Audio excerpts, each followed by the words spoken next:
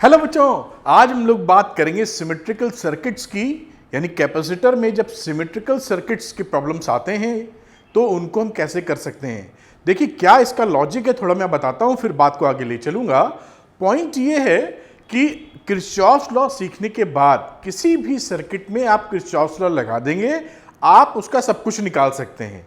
सब कुछ निकालने का मतलब capacitance equivalent, charge on the plates, और भी जो चीज़ें, पोटेंशियल डिफरेंस बिटवीन 2 पॉइंट्स, वो निकाला जा सकता है।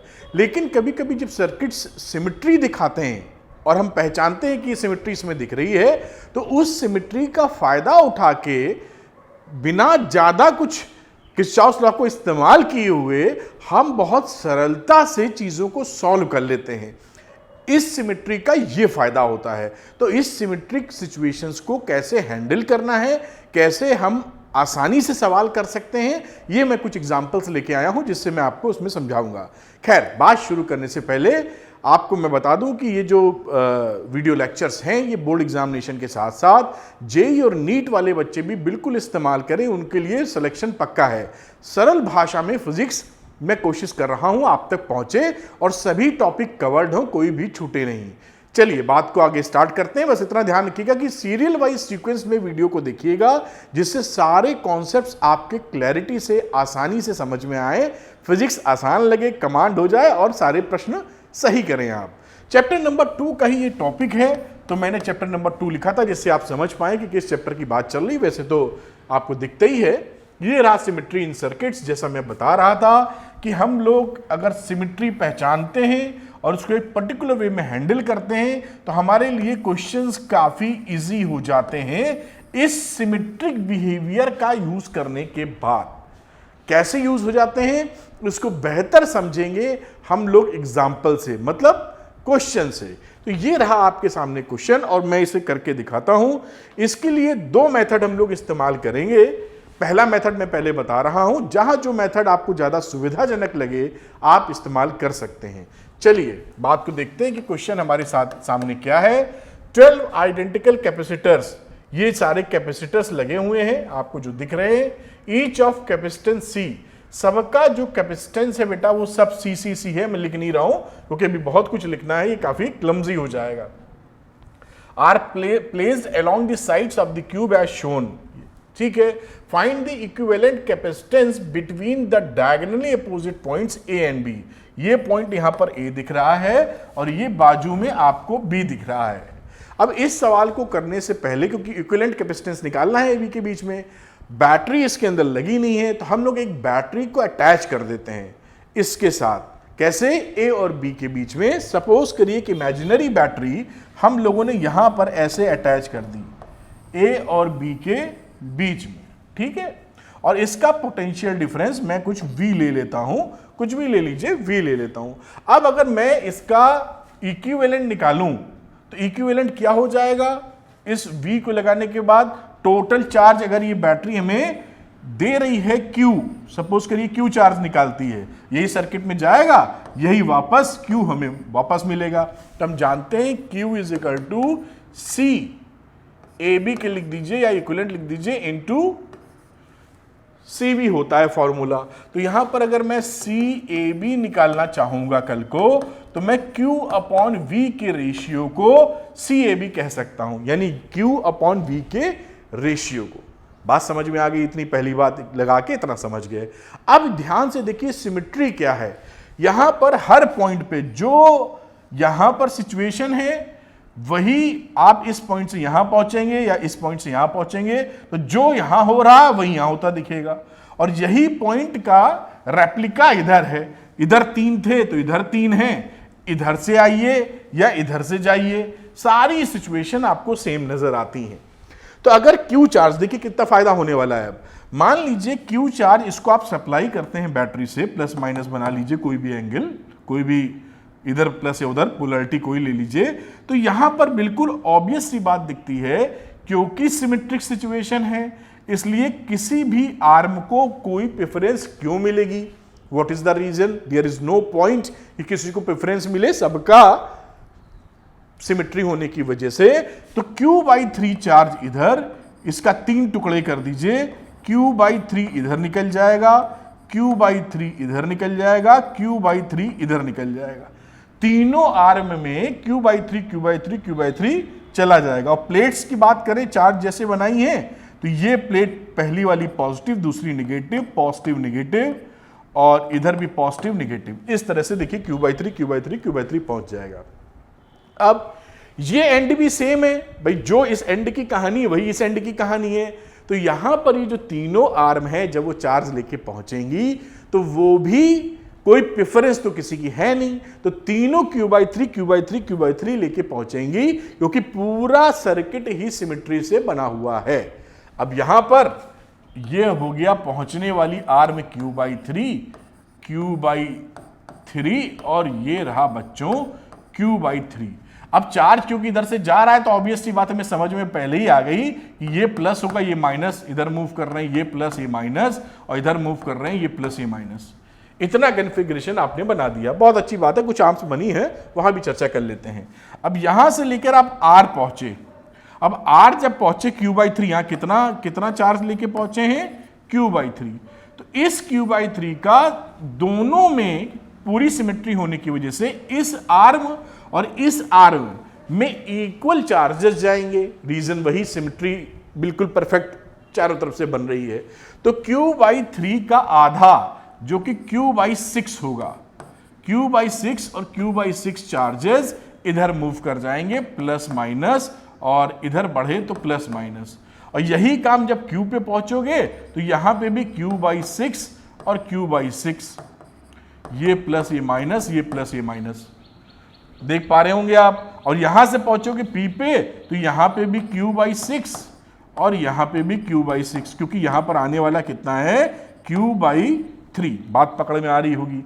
सारी आर्म्स में ध्यान से देखिए तो हमने चार्जेस का डिस्ट्रीब्यूशन कर दिया है बहुत ही प्रेम से। क्यों कर पाए इतनी आसानी से? क्योंकि ये सिमेट्री शो कर रहा था, वरना हमारे बड़ी मुश्किल हो जाती इसको करने में। अब हम क्या करते हैं, ये जो V है, what is the meaning of V? V जो है वो साहब VA माइनस VB ही तो है, पोटेंशियल डिफरेंस ही तो है दोनों टर्मिनल के बीच का, VA और VB के बीच का। ठीक है, तो हम लोग VA माइनस VB की तरफ बढ़ते हैं। यानी अब हम लोग क्या करेंगे, पोटेंशियल डिफरेंस वाला पाथ जो किरचॉफ लॉ है वो अप्लाई कर देंगे। कहां से? APNB, पोटेंशियल डिफरेंस निकाल रहे हैं। तो हम लोग कैसे मूव करेंगे? अब नाउ कलर चेंज कर लेते हैं। नाउ मूव फ्रॉम, कहां से कहां? A से चले, फिर हम लोग गए P पर, फिर P से चले N पर, कोई पाथ फॉलो कर सकते हैं, और N के बाद चले गए B पर। ये आप चाहे ये फॉलो कर लीजिए, या ये फॉलो कर लीजिए, चाहे आप कोई भी पाथ फॉलो कर ले, पोटेंशियल डिफरेंस थोड़ी बदलता है। खैर, यहां इस बात को देखते हुए अब मैं आगे लिखता हूं। देखिए पहले VA लिखा, A से स्टार्ट किया था, तो इसका पोटेंशियल VA ले लिया। एक कदम आगे बढ़े यहां, तो इस पे चार्ज कितना था? देखिए q/3 और कैपेसिटेंस C है, इसका कैपेसिटेंस कितना है? C। तो q/C, और ऊपर से पोटेंशियल ड्रॉप हुआ, प्लस से माइनस में जा रहे हैं जैसा मैंने आपको बताया था। तो पोटेंशियल ड्रॉप होने की वजह से q/3/C, ये कहानी पोटेंशियल ड्रॉप की हो गई। P पर पहुंच गए। अब P पर पहुंचने पे फिर आगे बढ़े तो q/6 चार्ज है, यहां पर प्लस है, यहां पे माइनस है। फिर पोटेंशियल ड्रॉप हुआ तो माइनस q/6/C। फिर आप N पहुंच गए, फिर N से फिर आगे बढ़े तो q/3 चार्ज है इस आर्म में, आप देख रहे हैं q/3 चार्ज है। तो इसका क्या मतलब हो गया? Minus q/3/C। q/C क्या होता है? पोटेंशियल, इसलिए लिखा है इज इक्वल टू, अब कहां पहुंच चुके हैं? VB पर। देखिए कितने आसानी से बात बनती जा रही है। अब VA माइनस VB कर लो, VA माइनस VB, इन सबको एक तरफ कर लो, सब जुड़ जाएंगे आपस में। तो LCM हो गया साहब C, और ये C भी क्या कहो, ये 3 6 लिखा तो 6 ले लो। तो यहां आ गया 2Q, और यहां आ गया केवल Q, और यहां फिर से आ गया 2Q। तो ये 5Q/6C बन गया। अब यहीं पे करने की कोशिश करते हैं, इसको थोड़ा सा इसको हटा लेते हैं। हाँ, अब देखिए यहां पर ये VA माइनस VB क्या था? दिस इज V, और हमें Q/V निकालना है। तो इस V को नीचे ले लो, C को इधर, तो क्या लिख सकते हो? C is equal to C6C/5 और ये रहा Q/V, और यही क्या Q/V? इक्विवेलेंट कैपेसिटेंस है। दिस इज दी CAB, और ये कितने के बराबर आ चुका है? देखिए कितने आराम से 6C/5 के। This is your answer. देखिए इसी स्लाइड में 3-4 स्टेप के अंदर ही आपका आंसर आपके सामने है। ये सिमेट्री होने का बेनिफिट हमको मिल जाता है कि इक्विवेलेंट कैपेसिटेंस कितना आ गया? 6C/5। देख पाए ना कितनी सुंदर तरह से सिमेट्रिसिटी का यूज किया है। अब देखिए इसका एक तो मेथड था ये जो हम लोगों ने किया, जहां पे चार्ज डिस्ट्रीब्यूशन सीधे कर दिए, मेथड नंबर 1। अब सीखे रहे हैं तो इसका एक दूसरा मेथड भी हम लोग यूज करेंगे। सेम क्वेश्चन की स्लाइड मैंने बाजू में बना रखी है, उसको मैं लेके चलता हूं और वहां आपको समझाता हूं। यहां पे आ जाते हैं। देखिए यहां पर आ गए, वही सवाल है, सेम CCC वगैरह सबका सब कुछ सेम है। अब यहां पर हम लोग क्या करेंगे, जो पॉइंट, मतलब पॉइंट का मतलब है जो पॉइंट इक्वल पोटेंशियल पे है ड्यू टू सिमेट्री, उनको आपस में ज्वाइन कर देंगे अलग से डायग्राम बना के, और इस कॉम्प्लेक्स सर्किट को सिंपल सर्किट में तोड़ लेंगे। क्या कहने का मतलब है? मैंने का मतलब ये है कि जैसे A से चले थे तो A से P पहुंचोगे जब, या A से R पहुंचोगे, या A से Q पहुंचोगे, तो क्योंकि सिमेट्री पूरी बनी हुई है तो P, Q, R एक ही पोटेंशियल पे होंगे। अगर ये एक पोटेंशियल पे है तो क्यों ना इनको ज्वाइन कर दिया जाए आपस में। अभी मैं ज्वाइन करके दिखाता हूं। जैसे ही आप इनको ज्वाइन करेंगे ये कॉम्प्लेक्स सर्किट काफी हल्का नजर आने लगेगा। और यही पॉइंट नहीं, यहां पर देखिए मैं लिख दूं पहले आपके लिए कौन कौन से कॉमन पोटेंशियल पे हैं। तो कॉमन पोटेंशियल R का, Q का और P का एक सेम पोटेंशियल है। इसके बाद इधर की चर्चा देखो तो ये मैं दूसरे कलर से बनाना चाह रहा हूं। यहां पर देखिए इधर से आइए तो ये देखिए L, M दिख रहा होगा कलर शायद, N, इनका पोटेंशियल आपस में सेम है। तो अगर इनका सेम है तो मैं लिख देता हूं L, M और N, इनका आपस में सेम हो गया पोटेंशियल। और बीच में देखते हैं इसी तरह, जब क्यों कोई पॉइंट बचा, हमें लगता ही नहीं कोई पॉइंट बचा, ये तो पूरी कहानी बन गई जैसे लग रहा है। तो ठीक है साहब, अगर ये कहानी बनती हुई दिख रही है तो फटाफट हम पॉइंट बना लेते हैं और सॉल्व करते हैं। देखिए आपको कितना सुंदर तरीके से सॉल्यूशन मिलने वाला है। ये पॉइंट बनाओ A, यहां पे देखिए मैं A ऐसे बना लेता हूं, देखने में और अच्छा लगेगा, वरना यही बना सकते थे। ये पॉइंट है, ये पॉइंट A ही है। अब A में 3 जो खिलाड़ी जा रहे हैं वो PQR पे मिल रहे हैं। तो एक पॉइंट मैं यहां ले लेता हूं, आ जाएगा ना इतने में ले लेता हूं। ये जो पॉइंट है ये कॉमन पोटेंशियल का है, तो मैं इसको PQR तीनों पॉइंट कह दे रहा हूं क्योंकि कॉमन पोटेंशियल है। अब इस A से मैं इसका नंबरिंग दे दे तो आपको समझाने में आसानी रहेगी। नंबरिंग के लिए कलर कोई ऐसा हो जो दिखे आपको, तो मैं इसको लिख देता हूं साहब 1, 2, 3, 4, 5, 6, 7, 8, 9, 10, 11, किसी को कोई नंबर दे दो, नंबरिंग में तो जान ही रहे हैं। 12 कैपेसिटर्स हैं। अब देखिए, अब आपको जो मैं बोलूंगा एकदम कनेक्ट कर पाएंगे आप। तो A से PQR पे, A से R पे जाने वाला एक खिलाड़ी था नंबर 1, तो A से R ये वाला पॉइंट एक खिलाड़ी है नंबर 1, ये पहुंचा दो, ये है नंबर 1, कोई दिक्कत नहीं। A पॉइंट तो ये है, ये दोनों सेम पोटेंशियल पे हैं, बहुत सुंदर। अब A से Q पे जाने वाला नंबर 2 खिलाड़ी, तो A से Q पे जाने वाला नंबर 2 खिलाड़ी, नंबर 2 लिखना जरूरी है जिसे आप पकड़ पाए। अब नंबर 3 खिलाड़ी P पे जा रहा है, तो थोड़ा मैं बड़ा करते हुए ऐसे ले लेता हूं जैसे कोई कंफ्यूजन कहीं से ना मिले। ये देखिए 1, 2, 3 कैपेसिटर मैंने क्या किए, यहीं से निकाल के यहां मिला दिए, कितने प्रेम पूर्वक। आइए खेलते हैं आगे। अब PQ हो गया। अब PQ के बाद आप एक B पॉइंट सबसे किनारा वाला पहले यहां बना लो, कोई कलर रेड लेते हैं। ये साफ था B पॉइंट, और B के पॉइंट के बाद PML एक पॉइंट यहां था जो कि P नहीं है, हाँ P है, तो P तो यही है साहब, तो P नहीं MNL था, गलत लिख गया हूं, तो MNL इसको हटाओ। तो यहां पर एक पॉइंट बनाते हैं MN और एल लिख देते हैं ऐसे। 3 पॉइंट कॉमन पोटेंशियल है। ये देखिए ये पॉइंट की जिक्र किया है, इसका जिक्र किया है और इसका जिक्र किया है। ये तीनों सेम पोटेंशियल पे ड्यू टू सिमेट्री। अब देखिए यहां से जब आप पहुंच गए तो नंबर 1 वाला जो आर पे पहुंचा था वो एल पे जा रहा है, 11 नंबर। तो एल पे जा रहा है तो यहां से शुरू करो 11 नंबर को। ऐसे मैं बना देता हूं, कोई टेंशन ना लीजिए। ये देखिए कैपेसिटर बना और 11 नंबर यहां पहुंचा दिया। क्यों, कहां से शुरू हुआ था? आर से शुरू हुआ था। आर देखो यही पॉइंट है और आर से कहां गया? एल पे। एल इस पे पड़ रहा है, बिल्कुल शांति। अब आर से एम पर जाने वाला एक खिलाड़ी है, तो आर से एम पे जाने वाला 9 नंबर है। तो आर से एम पर जाने वाला 9 नंबर है, हो गया।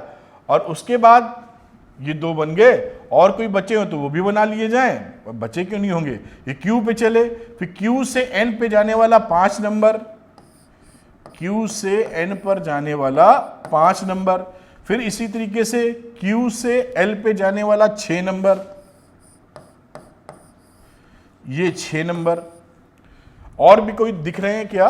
बिल्कुल 12 है कैपेसिटर, अंत में तो 3 ही मिलेंगे और 3 इधर, 6 तो यहाँ 6 होने चाहिए। टोटल 12 है ना, 3 इधर निपट गए, 3 अंत के लिए बचा लिए। बचा के लिए दिख रहे हैं 6 होने चाहिए, तो 6 नंबर निपट गया। अब यहां पर पहुंचे तो देखिए पी से एम पर जाने वाला 7 नंबर। ये डायग्राम थोड़ा लंबा हो रहा, समझ रहे होंगे। ये बना 7 नंबर, ये रहा 7 नंबर। और इसी तरह पी से एन पे जाने वाला 4 नंबर, तो यहीं मैं और नीचे लूंगा इसको, ये बना 4 नंबर। सब सी सी सी सी है, 1 2 3 4 5 6, हो गया काम खत्म। इस पॉइंट से जो कि लाल कलर से थोड़ा सा डार्क कर लेते हैं, इस पॉइंट से जो कि एन बी था, यहां पर एम एन था। अब यहां पर जब पहुंच गए तो इसके बाद 3 कैपेसिटर 12 10 8 नंबर बी से मिल गए। तो 12 10 8 ये रहा एक कैपेसिटर, 12 नंबर लिख दो, ये 10 नंबर लिख दो और ये 8 नंबर लिख दो। ये देखिए 12 10 8 एम से एल से और एन से, एम से एल से एन से, सब बिग पॉइंट है। ये देखिए इस कैपेसिटी, इस कॉन्फ़िगरेशन को यहां बी लिखा है। आप चाहो तो इस पॉइंट को भी ए कह दो, क्योंकि ये लाल कलर चाह रहा था, ये ए है तो ये भी ए पॉइंट होगा, कोई टेंशन नहीं, सेम पोटेंशियल। ये भी, ये देखिए कैपेसिटर अपना बड़ा सुंदर सा बन गया, कोई इसमें टेंशन नहीं, इसको तोड़ डाला हम लोगों ने। सिमेट्रिसिटी का लाभ उठाते हुए क्या लॉजिक लगाया कि जो सेम पोटेंशियल पर पॉइंट होंगे। तो बच्चों आप जानते ही हैं कि पैरेलल कॉम्बिनेशन में C1 + C2 + C3 वाला फॉर्मूला लगता है, तो बहुत ही आसानी से इसको आप सॉल्व कर सकते हैं। इन तीनों को जोड़ देना है। अगर मैं ये सब के सब CC हैं, ये 3 बार है तो ये हो गया 3C, ये 6 बार लिखा है तो ये हो गया 6C, C जोड़ दिया और 3 C इसका हो गया। अब आप ये तीनों कैसे हैं इन सीरीज? भाई ये तो सीरीज में तीनों के तीनों, बस सीरीज वाला फॉर्मूला लगा दो। 1/C इक्विवेलेंट या ये भी 1/3C, 1/6C और 1/3C। एलसीएम कितना हो गया? 6C, देख पा रहे होगे आप। अब यहां वैल्यू हो गई 2, यहां हो गई 1 और यहां हो गई अगेन 2, तो ये हो गया 5/6C। थोड़ा सा और ऊपर करते हैं और C इक्विवेलेंट कितना मिल गया? उल्टा हो गया उसका, 6/5C। ये आपका आंसर आ गया। और यही देखिए आंसर आपका पिछले वाले तरीके से आ रहा था। ये देखिए 6C/5। तो ये 2 तरीके हमारे हाथ में आ जाते हैं। एक तो मेथड 1, सिमेट्री से चार्ज डिस्ट्रीब्यूशन, चार्ज को डिस्ट्रीब्यूट कर दीजिए, सॉल्व कर मारिए। या फिर दूसरा, जो पोटेंशियल हमारे सेम पोटेंशियल वाले पॉइंट हैं उनको सिमेट्री की मदद से पहचान लीजिए और उनको इस तरह से आपस में ज्वाइन कर दीजिए, जिससे हमारा आराम से पूरा कार्यक्रम बन जाए। उम्मीद करते हैं कि ये सवाल आपको काफी आसानी से समझ में आया होगा। चलते हैं अगले क्वेश्चन पे, जिससे कि और क्लैरिटी बने, एक ही क्वेश्चन से बात नहीं बनेगी। ये रहा एक और क्वेश्चन, रेड कलर लेंगे जो कि ऑलरेडी है, और देखते हैं क्या। In the circuit shown each capacitor has capacitance C, सबका वही CC है। Find the equivalent capacitance between the point AB, A और B। ये देखिए A है, मैं थोड़ा बड़ा करके लिख रहा हूं जिससे हम लोग पहचान सकें। ए बी करके 2 पॉइंट हो गए। अब इसको इक्विवेलेंट कैपेसिटेंस निकालना है। अब इस सवाल में देखिए सिमेट्री यहां भी है, यहां से जो सिस्टम है वही सिस्टम यहां से है, कोई भी फर्क सिमेट्रिसिटी का नहीं, आपको अंदाजा बिल्कुल लग जाता है देख के। अब यहां पर हम क्या कर सकते हैं, यहां पर जो कॉमन पोटेंशियल है, अगेन उन पॉइंट को जोड़ मारिए। कौन कौन से कॉमन पोटेंशियल के पॉइंट मिलेंगे, देखिए यहां से जब आप बढ़ेंगे तो ये P और Q का एक पोटेंशियल मिल जाएगा। बात पकड़ में आई? दूसरा कलर पकड़ता हूं।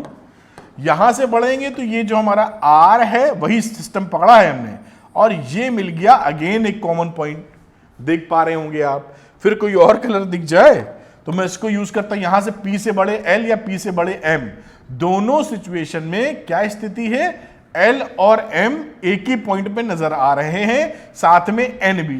तो ये देखिए यहां से बढ़े तो 2 पॉइंट ये बने हमारे, ये, और साथ में यहां से भी बढ़ेंगे तो ये पोटेंशियल और ये पोटेंशियल एकदम सेम है। तो तीन क्लस्टर बन गए, 3 ग्रुप बन गए कॉमन पोटेंशियल के। ये कौन सा कलर बोलूं, ये वायलेट है, ये ब्लू है, ये रेड है, ठीक है, रेड वाला ये 2 है, तो मैं लिख देता हूं उसी हिसाब से जिससे बात पकड़ गई। ध्यान रखिएगा इनका पोटेंशियल बराबर है, इसका मतलब ये नहीं इनका जो पोटेंशियल है वही इनका पोटेंशियल है, ये नहीं कहा जा रहा है। इनका जो है वो इनका है और इनका कुछ और, समझ रहे हो, मान लो इनका 10 है, मैं मिटाने के लिए तैयार हो जाऊं मान लो ये 10 वोल्ट पर है तो ये भी 10 वोल्ट पर है, लेकिन ये मान लो 5 वोल्ट पे है तो ये 5 वोल्ट पे है। ये मत समझ लेना सब 10-10 की बात की जा रही है, ठीक, बहुत अच्छी बात। अब इसको हटाओ, ये तो बकवास था बकवास का मतलब समझाने की प्रक्रिया कुछ और मिटा दिया, ये बचा था यहां पर। तो ठीक है, जो इक्वी पोटेंशियल के क्लस्टर्स या ग्रुप बने वो P और कौन सा डिलीट मार दिया, ये Q, PQ एक पर है तो P पॉइंट और Q पॉइंट एक ग्रुप में ऐसे बना देते हैं, अच्छा लग रहा है। और तीसरे में पकड़ लेते हैं LMN, तो LMN को एक ग्रुपिंग कर देते हैं, मतलब सेम पोटेंशियल। क्या लिख रहे हैं, ये सेम पोटेंशियल पर हैं। और तीसरा जो वायलेट कलर की कहानी थी उसमें R और S हमारे एक पोटेंशियल पे हैं। ये देखिए हमने ढूंढ निकाला। अब हम बनाते हैं इसका डायग्राम। चलिए शुरू करते हैं, रेड कलर को पकड़ लेते हैं और कहां से स्टार्ट करेंगे, ए से। तो मैं यहां थोड़ा कोना पकड़ रहा हूं, इससे जगह मिल जाए। ए से शुरू किया, ए से पी क्यू का जो पॉइंट है वो एक कर दीजिए क्योंकि सेम पोटेंशियल पर है। तो यहां पर ले लेता हूं पी और यहां ले लेता हूं क्यू, पॉइंट वही है। तो ए से पी जब गए हो, थोड़ा डंडा आगे बढ़ा दो, तो यहां पे ये दोनों इसकी नंबरिंग करनी होगी, तब आप पहचान पाओगे। तो मैं रेड कलर से नंबरिंग नहीं करूंगा, कोई और कलर है क्या, थोड़ा अलग टाइप का लग रहा है, इसको लगाते हैं। 1 2 3 4 5 6 7 8 9 10 11 12, किसी कोई नंबर दे दो, पहचान के लिए है। 12 कैपेसिटर, जैसे हम जान पाए कि बातचीत क्या चल रही है। अब ए से शुरू हुए पी तक में तो नंबर 1 कैपेसिटर है, तो ये रहा नंबर 1 कैपेसिटर। फिर ये नंबर 2 वाला कैपेसिटर भी क्यू पर गया है, तो नंबर 2 वाला कैपेसिटर ये देखिए बन गया। अब इसके बाद पी क्यू के बाद हमारा जो कॉमन था वो LMN पॉइंट था, तो ये नीले से दिखाया था, नीले ही पकड़ लेते हैं। तो यहां पर कहीं मैं ऐसे ब्लू लगा देता हूं और LMN, L M और N ये पॉइंट हमने ले लिए। इसके बीच में कौन कौन से खिलाड़ी गए, नंबर 5 गया और नंबर 3 गया, 3 और 5। तो ऊपर बना दो पहले, ये रहा 3 और ये रहा बेटा 5, ये 3 नंबर, ये 5 नंबर, थोड़ा छोटा लिख रहा हूं लेकिन आप समझ रहे होंगे। इसके बाद P के बाद आ जाओ यहां पर, जैसे पहुंचे थे हम लोग Q पर, तो Q से M, Q से N, तो 8 और 7 नंबर, तो ये रहा 8 नंबर और ये रहा 7 नंबर, ये 7 नंबर और ये 8 नंबर, समझ पा रहे होंगे। अब ये 2 पॉइंट यहां से पहुंचे और ये 2 यहां से पहुंचे, ठीक है। मेरे ख्याल से ये 4 बनने थे, 4 बन गए। अब MN के बाद क्या हुआ, MN और L के बाद हमारा S, R और S भी मौजूद है यहां। तो यहां पर एक पॉइंट ले लो R और S। अब यहां पर देखिए पकड़ते हैं, ये L वाला R पे जा रहा है 6 नंबर, इसको मैं कर देता हूं 6 नंबर, बात पकड़ में आ रही होगी।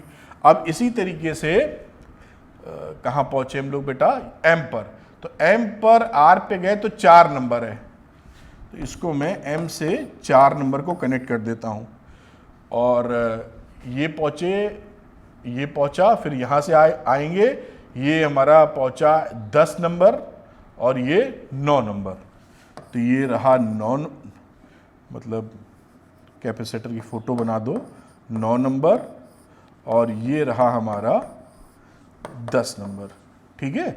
और उसके बाद B पर जाएंगे तो 11 12 मिल रहे हैं, तो यहां से मैं 11 और ये रहा 12, ये पॉइंट मैं कह देता हूं क्या है, B है, 11 और 12। देखिए इस तरह से हमने तोड़ मारा, इसमें कोई समस्या नहीं है, गिन लो 12 कैपेसिटर्स थे, 4 4 8 2 10 2 12, कोई छूटा छाटा है नहीं। अब बिलीव इतनी सरल बात इसमें हो जाती है, क्योंकि ये पैरेलल में है तो C पैरेलल में होगा तो 2C होगा, 4 हैं तो 4C होगा, 4 हैं बच्चों तो 4C होगा, 2 हैं बच्चों तो 2C होगा, और आपस में ये क्या है, आपस में सीरीज कॉम्बिनेशन में है, तो फॉर्मूला लग जाएगा C इक्विवेलेंट या CAB 1/2C 1/4C 1/4C 1/2C। LCM ले लो, इसको थोड़ा ऊपर करना चाहूंगा, तो ये वैल्यू कितनी हो जाएगी, ये 4C आ जाएगा एलसीएम, ऊपर बचा 2 1 1 2 2 2 4 5 6 6/4 C, यानी काटोगे तो आ जाएगा 3/2C।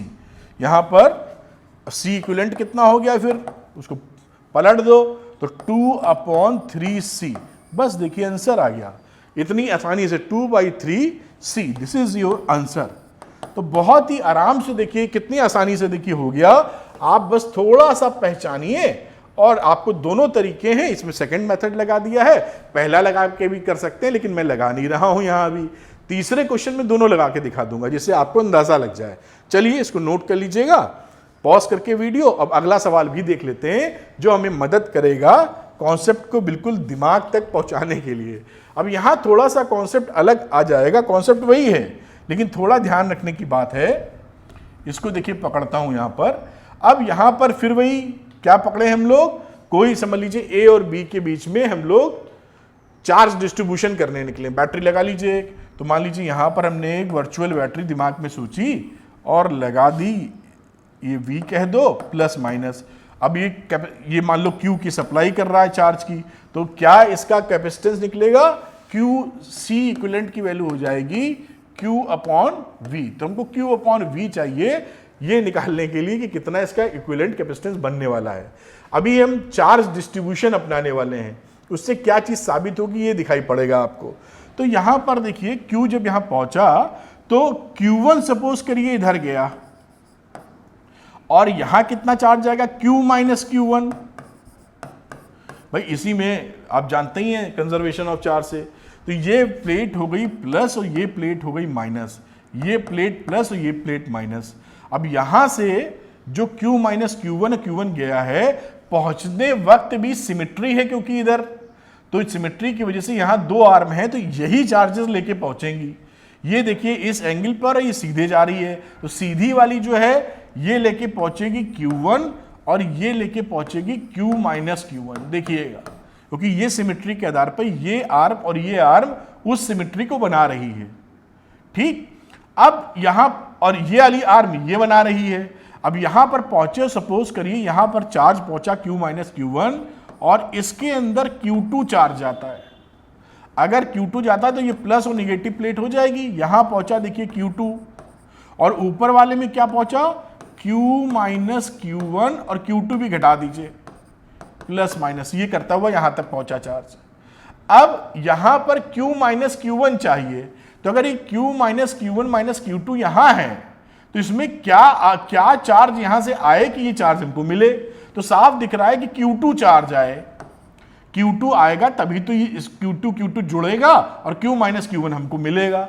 That means this arm has to carry the charge Q2। अगर ये Q2 चार्ज ले रहा है तो यहां देखिए जो Q2 आ रहा है इसके बाद Q1 इधर से आ रहा है और Q1 इसको भी चाहिए, तो ये Q1 सीधे चला जाएगा और Q2 इधर निकल लेगा। Q2 आ रहा है, इसको Q2 जाना, Q2 आया, Q2 चला गया और Q1 चार्ज इधर जा रहा है। इसका मतलब क्या हुआ कि हमारा जो जंक्शन D है, ये जंक्शन किसी मतलब का नहीं है, इसको हम डिस्कनेक्ट कर सकते हैं। बात समझ रहे हैं? ये एक फॉल्स जंक्शन है, क्योंकि इस जंक्शन पे कुछ चार्ज जो रास्ता अपनाए हुए थे पहले जैसा ही ट्रैक पकड़े हुए हैं, कोई भी अदला बदली जैसे नहीं हुई। तो डी को हम अगर तोड़ दें इस जंक्शन से, मतलब इसको अलग कर दें डी से, तो भी कोई कष्ट नहीं है। क्यों? क्योंकि जो अभी हो रहा वो तब हो रहा था। बात कुछ अंदाजे में आ रही होगी। अगर हम इसको तोड़ दें, इस बात को समझते हुए डी को ऊपर उछाल दें, तो ऊपर उछालने पे क्या बन जाएगा डायग्राम देखिए, समझिए मेरी बात। ए से शुरू करे हैं और एक सी इधर गया है और एक सीधा वाला सी इधर लेके चले हैं। अब यहां पर इसको डी को डिस्कनेक्ट कर दिया उस जंक्शन से, ये, और इसके बाद एक कैपेसिटर ऐसे, ये कैपेसिटर है बेटा, और ये जाएगा बी की तरफ और यहां से ये सीधा बी पर जा रहा है। तो 2 3 2 5 1 6, 3 गलत जोड़ दिया गया, 3 2 5 2 7 है 7।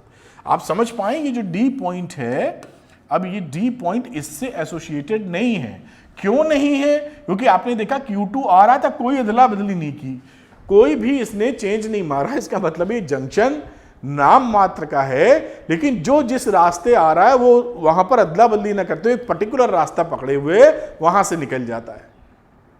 भाई कोई सड़क है, चौराहा है, अब इधर से आने वाला आदमी इधर ही मुड़ता है, हमेशा उधर नहीं जा रहा है, तो उस चौराहे का मतलब खत्म, अलग से रोड बना दो उधर जाने की, वो जाता रहेगा, क्योंकि उसका किसी से लेना देना नहीं है, कोई उधर आता ही नहीं, यही वाला जाता है, इधर मुड़ता है। ठीक, अगर हम इसको तोड़ दें तो ये देखिए कितना सरल अब हो गया। ये दोनों आपस में पैरेलल में हो गए, दिख रहा है ना। अगर मैं पॉइंट लिखना चाहूं, बी के बाद यहां पे पॉइंट नहीं लिखा था, आप समझ पा रहे होंगे, बहुत आसानी से लग रहा है, ये सबका सीसी है। अब ये आर में देखिए, ये आपस में कैसी है, ये सीरीज में है। अगर ये आर में सीरीज में है तो सी और सी होने की वजह से इसका कैपेसिटेंस कितना हो जाएगा, C/2, और ये आर भी सी में है सीरीज में, तो इसके भी C/2 हो जाएगा। तो इस वाले सर्किट को आप नया सर्किट अगर बना लें, ये देखिए सी, और यहां से याला जो बना था इसको बनाया हमने सी, और इनके बीच में इन दोनों का क्लबिंग करके एक कैपेसिटर डाला, सीरीज का निचोड़ जो कि C/2 है, और यहां पर था C, ये रहा B पर पहुंचे। इन दोनों की जो कहानी है वो C/2 हो चुकी है, तो एक कैपेसिटर बना C/2 का। ध्यान रखिएगा क्या चीज की है हमने, आप समझ भी पा रहे होंगे, इसकी और इसकी सीरीज और इनकी सीरीज। बात पकड़ में आ रही है आपके, देखिए बिल्कुल बढ़िया तरीके से। ठीक, अब यहां पर देखिए ये दोनों है पैरेलल में, तो इन दोनों का पैरेलल निकालना पड़ेगा। अब मैं सीधे निकाल रहा हूं क्योंकि बार बार बनाने में आप तो समझ ही रहे होंगे कि क्या है, ये बोथ आर इन पैरेलल, तो इसकी कहानी क्या हो जाएगी, पैरेलल की वजह से दोनों जुड़ जाते हैं, तो C + C/2, तो ये हो जाएगा 3/2C। तो इसका इक्विवेलेंट कैपेसिटेंस कितना रहा, 3/2C। लिख दो यहां पर, उसमें करना क्या है, तो ये अब ये जो कैपेसिटेंस रहा, सॉरी ये तो रहा पैरेलल में, तो पैरेलल में जुड़ गया, ठीक है। अब ये तीनों सीरीज में आ गए, देखिए 1 2 3, तो सीरीज में आ गए, तो ऊपर वाले को अगर S1 कह दें हम, तो CS1 1/CS1 को क्या लिख सकते हो, एक C इधर, याला C इधर, और ये इसका इक्विवेलेंट ये आया था, तो 1 लिखोगे तो 3/2, तो 3/2C ऐसे, ये ऊपर वाली आर्म का हिसाब किताब आएगा। तो यहां पर आपने वैल्यू जोड़ दीजिए, वैल्यू नीचे एलसीएम हो गया 3C, 2 पहले से था, तो ये आया 3C, 3 इसका भी आया और इसका कुछ नहीं आया, 2 आया, तो 3 × 6 = 2 8/3C, यानी CS1 कितना है, 3/8C। ये ऊपर वाली आर्म का कैपेसिटेंस आ गया साहब। ठीक, ऊपर वाली आर्म और नीचे वाली आर्म है पैरेलल में, तो नेट क्या रहा फाइनल, C इक्विवेलेंट, दोनों को ऐड कर दो, 3/8c और इसमें c/2 का एडिशन, एलसीएम हो गया 8, तो 3c और 4c, वैल्यू हो गई 7c/8। This is your answer. बस देखिए इतना आसान हो जाता है, बस ये दिमाग में पॉइंट आना चाहिए कि डी की चार्ज डिस्ट्रीब्यूशन जब आपने किया था तो डी में कोई भी परेशानी नहीं ली गई, मतलब डी ज्वाइन है या नहीं है। ऐसे सवालों को कई बार नाम दिया जाता है फॉल्स जंक्शन, क्योंकि ये है जंक्शन जरूर, किसी और कलर से लिख देना चाहिए, ये है जंक्शन जरूर, लेकिन ये कैसा बिहेव कर रहे हैं जैसे जंक्शन हो ही ना। तो इस तरीके से आप आसानी से कर सकते हैं। आप अगर और इसमें कैलकुलेशन भिड़ाना चाहें तो इसको और तरीके से किया जा सकता है सवाल को। अब और तरीके से देखिए, मैं इसका एक तरीका और बताता हूं आपको, मेरे ख्याल से सेकंड शायद बनाया था, हाँ बहुत अच्छी बात है। अब इस डायग्राम को लेकिन रीमैन्युफैक्चरिंग करनी पड़ेगी इसकी। कारण क्या है कि अगर इस C को हम 2C सीरीज में लगा दें, आप समझना मेरी बात, इस C को तोड़ रहे, इसी डायग्राम में बना रहे हैं, इस C को अगर मैं 2C और 2C सीरीज में लगा दूं, ऐसे कैपेसिटर लगा दिया 2C का सीरीज में, तो इसका रिजल्टेंट तो C आएगा ना, ये C। तो मैं यहां 2 कैपेसिटेंस सोच लेता हूं और इसको हटा लेता हूं, ये नहीं है। अगर ये नहीं है, कुछ इसी में समझो आप, अगर ये अब ये नहीं, ये तार जुड़ गया यहां पर सीधे, उस केस में अगर मैं इसको 20 से यहां से देखूं ये, तो ये लेफ्ट का हिस्सा और राइट का हिस्सा बिल्कुल बराबर है।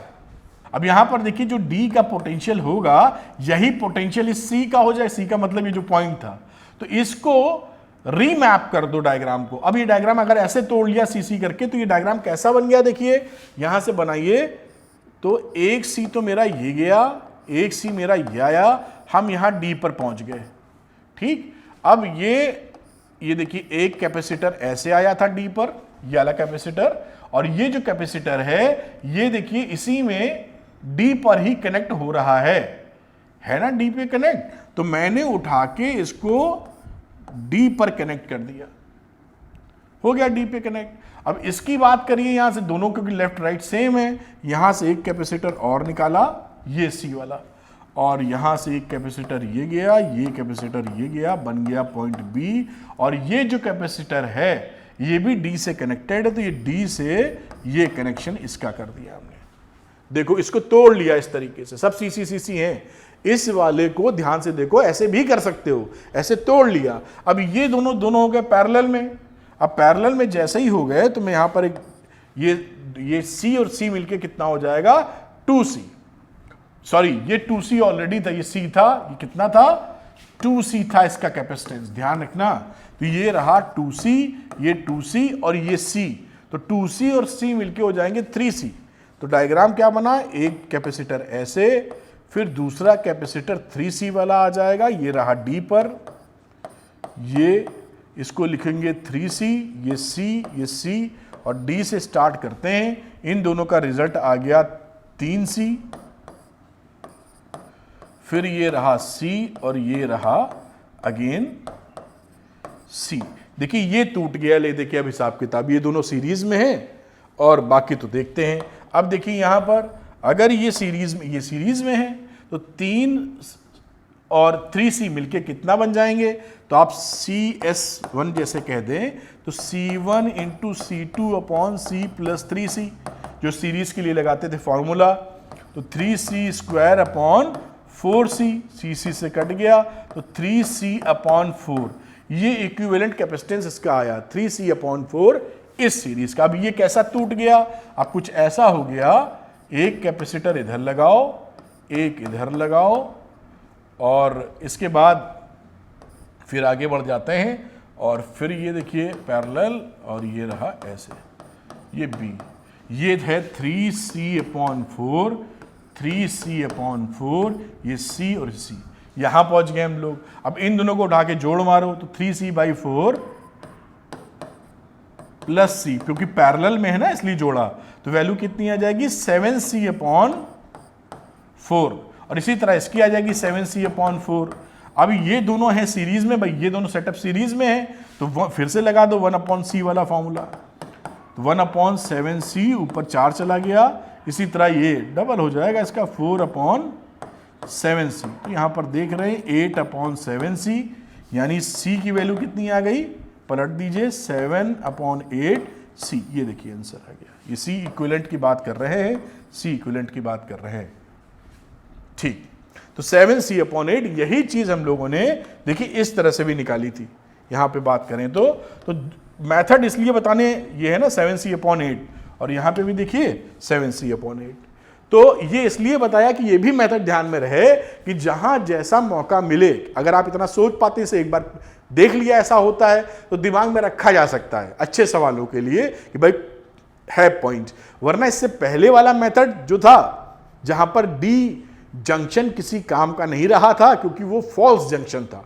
आप समझते ही हैं जैसे रोड चौराहे पर, एक चौराहे पर कोई 4 रोडें आती हैं, एक आती है, चार रोडें मिलती हैं। अब कोई ऐसा मोड़ वहां पर है जिसमें पर्टिकुलर एक तरफ से आने वाले लोग केवल वहीं मुड़ना है, तो वो चौराहा उनके लिए माने नहीं रखता ना, क्योंकि वो एक तरफ से आ रहे हैं एक तरफ जा रहे हैं, अलग से रोड बना दो उनकी, खत्म हो गया, डिस एसोसिएशन कर दो।